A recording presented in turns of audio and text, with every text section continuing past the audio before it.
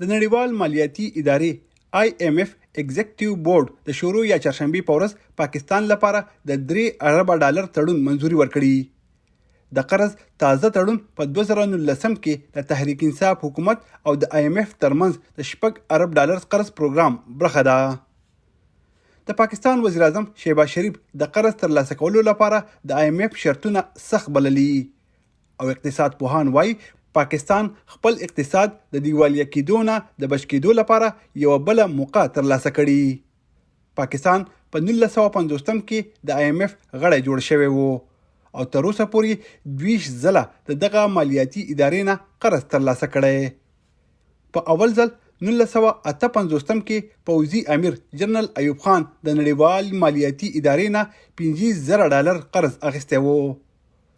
ایوب خان په 1965 او بیا 88 کې د قرض 2 نور پروګرامونو لاندې د IMF نه پیسې اخیستې وې. د پاکستان پیپلز ګوند بانی ذوالفقار علي بټو د IMF نه 4 ځله قرض اخیستی وو. پوځي امیر جنرال ضیاء الحق 2 ځله IMF ته د قرض خواست کړی وو. بېنظیر بټو په خپل اولني حکومت کې 2 ځله او په دویم حکومت کې یې 3 ځله د IMF نه قرض اخیستی وو. نواز شریف په اولني حکومت کې 1 ځل په دویم دور کې 2 ځله مالیاتي ادارې نه قرض اخیستی وو او کال 2013 کې چې په دریم وار حکومت جوړ کو نو بیا مالیاتي ادارې نه قرض واخیستو.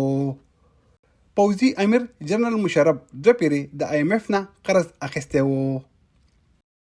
په کال 2008 کې د آصف زرداری په مشرۍ کې د پیپلز ګوند حکومت 1 ځل نړیوال مالیاتي ادارې نه قرض اخیستی وو. دا وخت لسکم 200 هیوادونه د نړیوال مالیاتي ادارې IMF غړي دي.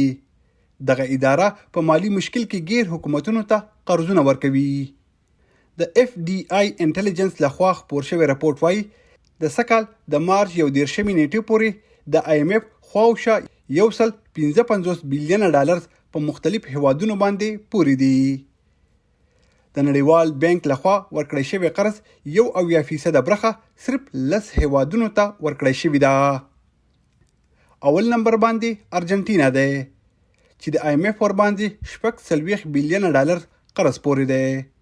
دویم مصر، دریم یوکرین او څلورم نمبر باندې اکوادور ده. په نړیوال فهرست کې د پاکستان 5م نمبر دی خو په ایشیایي هیوادونو کې د IMF د ټولو نه لوی قرضدار پاکستان دی چې ور باندې د IMF 1.6 بلین ډالر ورپوري دي. عدنان رشید، وایس اف امریکا، ډیوا، واشنگټن DC.